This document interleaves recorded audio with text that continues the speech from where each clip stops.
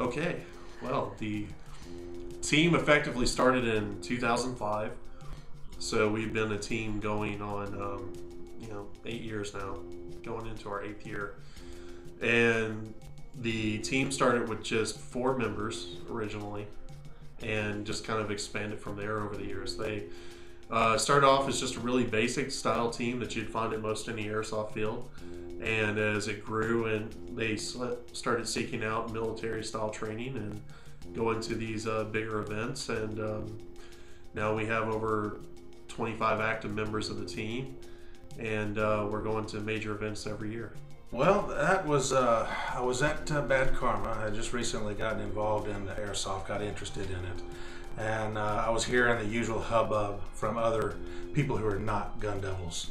And you hear the awe and the fear when they hear the gun devils are going to take the field. So I never thought I would be involved with gun devils at that point. But later on, a co-worker of my wife was a gun devil, and he invited me to come out and run with him, and I've been here ever since. Whenever it's game time, it's game time. We try to be the ever consummate professional. And whenever we get a task, we accomplish it.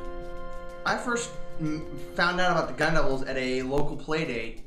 It was actually July 18th, 2009. I actually know exactly what day it was. I came up here to visit my grandmother, who lives here in Nashville, and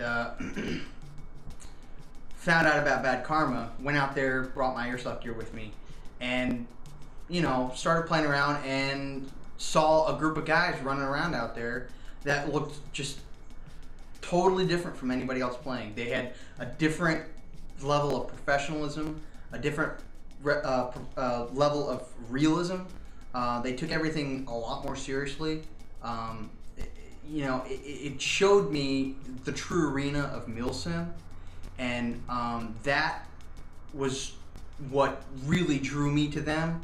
And I mean, I'll probably never forget that day that I saw them, and they asked me to play with them that day, and I'm very, very glad that they did. Favorite part about being on a team like this is the unity, the brotherhood. All these guys it's just strength. Like our motto says, unity is strength. It makes you feel like you're part of the team. First one that comes to mind is loyal.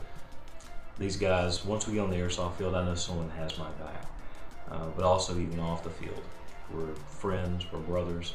I know I can pick up the phone and make a call or two if I've got a problem and I've got help coming.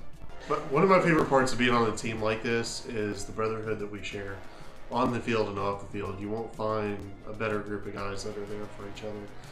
For instance, there have been times where I've had guys have some relationship troubles and have to sleep on my couch for the night, or pick a guy up from an injury wreck, or when in 2010 we had the May flood that happened, and we had guys helping each other tear out stuff from the flood of their houses and stay with each other, and hearts just really went out to each other for that. And you know that at any time you can call up one of these guys, and if you need anything, that they're there for you, and that's definitely one of the best parts of being on the team.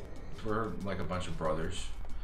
We definitely beat the crap out of each other, and, make jabs at each other all the time, but it's all in good, harmless fun, and nobody really takes it personally, and it's a big jaw-busting time. Our camaraderie and our brotherhood is one big factor that separates us. Just other teams, they'll go out and they'll play, but they won't hang out a lot on the off season or in the off time. They won't go do a training day that starts at 8 o'clock in the morning, goes until 10 o'clock at night the same day, and then from there go to a steak and shake, eat dinner together, and then stay 2 more hours after everyone's done and chill and talk together in the parking lot.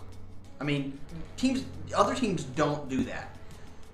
And then not to mention our tactics and our ability to play as a team, because we are so we have such a bond. We're there for each other. So a lot of times we don't even have to ask each other during a game. It just happens when we know we need something done. I've been with the Gun Devil since '05, and originally there were 4 members. And they asked me to be a part of them, and from then on, we've grown through the years. Had some stumbles along the way, but we've grown. Hopefully, we'll continue to grow. The thing that really separates apart our guys from the others out there is the brotherhood that we have between us through the training that we do. We do actually have a training schedule as well. We are all kind of put through our own physical and mental limits through training at different times, and it forms a bond with us all. Well, actually, this year we did a lot of specific training for just the team and for the team working with another team.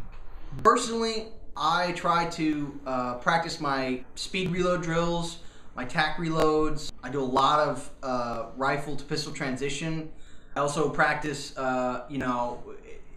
going from pistol, reloading, and having to go back to rifle to get it back up in the fight.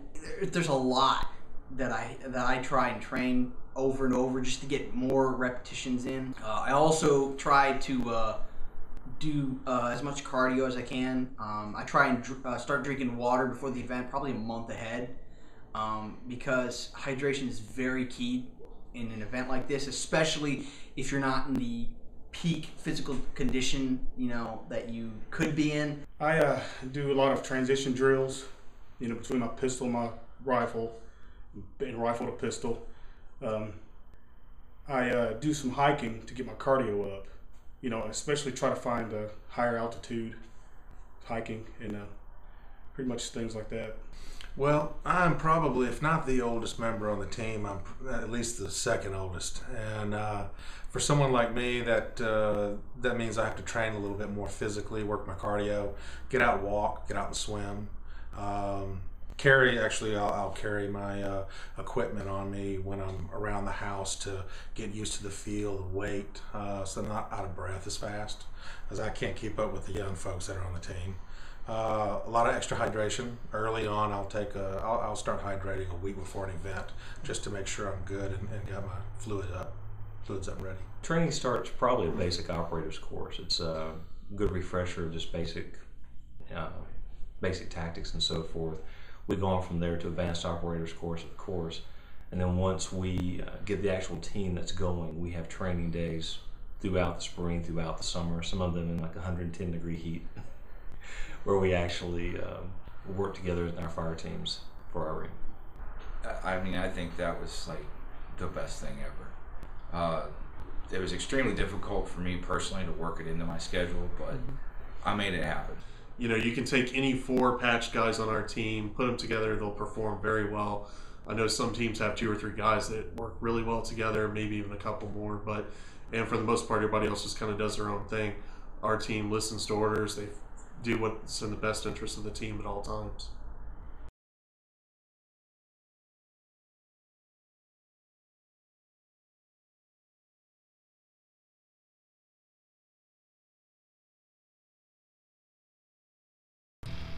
Well, it is a very realistic, urban war environment. The buildings are semi-destroyed, as if you were in a real war. You're walking through a real bombed-out city. There's gas stations on fire. There's vehicles that will spontaneously explode. There are actors that give a flavor of realism to the village. You've got both civilian actors and then official actors such as military police and possibly opposing force type of actors. It gives a real view into what it would be like to actually walk down a market in Kandahar or a bombed out city. And it's realistic to the point that if you step wrong, you will hurt yourself severely. It's not by any means a safe place. You have to watch your step, and you have to make sure you know where you're going, or you can get hurt. We were clearing out the second floor. It was P. Green and myself, and we were the only ones left from our fire team. And come to find out, Reaper was the only one left from his fire team. And so we were like, forget it, you know, all right, let's do this. Let's finish clearing out the second story building. So I came up, made sure Reaper and P. Green were ready. Threw one of our little baby rattles down the hallway, scared the crap out of everybody that was down through there. And it was a beautiful, beautiful move whenever all of us, even whenever I was in another room, ended up moving in line to clear through some open area. Favorite moment from the event? We took building 7 and held it for quite a while. And it was constantly assaulted for quite a long while. I'd say, a couple hours, I'd say. And we actually took out a piece of armor by one of our teammates, Gordo. So that was a great time. Ronan of Green Mountain Rangers pops his head out of the building I'm next to, and we are already in strategic positions to start moving on 408. So we begin the assault and move through 408, all the 7 stories, and take the building and secure it. And the leader of the opposing side, or one of the leaders, Thomas Gunny Grace, is an Afghanistan war veteran. And he's on the 7th floor of this building when the assault begins.